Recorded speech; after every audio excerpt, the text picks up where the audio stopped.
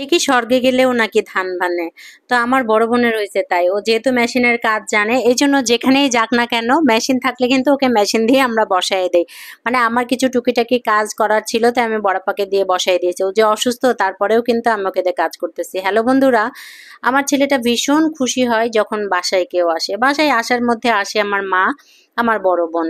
কারণ এদের নিয়মিত চেক আপ করতে আসতে হয়, যার জন্য যখন এরা আসে আমার বাচ্চাটা ভীষণ খুশি হয়। যেহেতু ও সারাদিন বাসায় একা থাকে তাই বাসায় কেউ আসলে ও অনেক বেশি ভালো সময় কাটে। আমিও চাই প্রত্যেক ১ মাস ২ মাস পর পর আমার বাসায় কেউ আসুক। অনেক সময় যখন অনেকে কেউ আসে না তখন লোনলি ফিল করে, তখন আমি আমার আশেপাশের চাচাতো বোন বা ছোট বোন যারা আছে তাদেরকে আমি ডেকে নেই যে প্লিজ আমার বাসায় একটু আসবি, আমার বাচ্চাটার সাথে একটু সময় কাটাবি।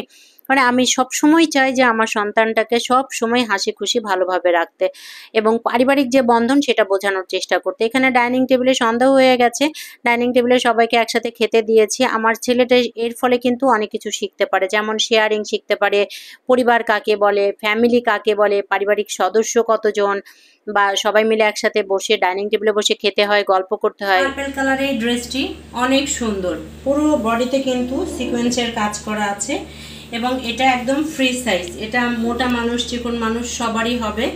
আর ওড়নাটা এই যে অনেক সুন্দর ওড়না, ওড়নাটাতে পুরো বডিতে কাজ করা আছে এবং 2 সাইডে লেস লাগানো আছে। তো এটা আপনারা পেয়ে যাবেন আয়ন ফ্যাশন হাউসের পেজে এবং এটার হচ্ছে 3টি কালার আছে। এই একটি কালার আছে জলপাই রঙের, আরেকটি আছে ব্লু কালারের। এটা মাত্র 1500 টাকায় পেয়ে যাবেন। এটা নিতে আপনারা আয়ন ফ্যাশন হাউসের পেজে নক করবেন।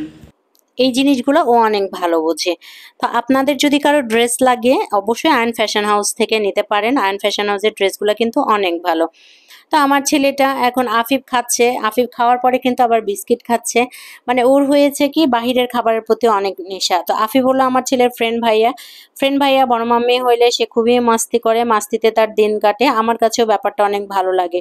ভাই বোন ঠুকাঠুকি লাগবে আবার মিল মহব্বত হবে। আনান কিন্তু মোটামুটি হাসতেছিল যে মনি তুমি কি করছো। এখন বরাবর যেহেতু ঝাল খাওয়া নিষেধ তাই ওকে পাতলা করে রুটি বানিয়ে দেওয়া হয়েছে, মা সহ ও খাচ্ছে। আর ওর খুব অসুবিধা হয়ে যায় আমার বাসায় আসলে, কারণ সে ঝাল খেতে পারে না আর আমি তরকারিতে একদমই ঝাল লবণ দেই না। ও এত বেশি ঝাল এবং লবণ খায় যার জন্য আমার বাসায় আসলে কিন্তু ওর খাবারের খুব কষ্ট হয়। তো খাওয়া দাওয়া শেষ করে রাত্রেবেলায় ও মেশিন নিয়ে বসেছে, অর্থাৎ মেশিনে ববিনে কিভাবে সুতা ভরতে হয়, মেশিনে কিভাবে লম্বা সেলাইটা দিতে হয় আমি এটা ওর কাছ থেকে শিখে নিচ্ছিলাম। যদিও আমার মাথার উপর দিয়ে গেছে সবকিছু। তো বরপা এবং আমার মা সবসময় আসুক আমার বাচ্চার জন্য, এটাই সব সময় আমি চাইবো। সবাই আমার বাচ্চার জন্য দোয়া করবেন। আজকে এ পর্যন্তই। Thank you for watching. By.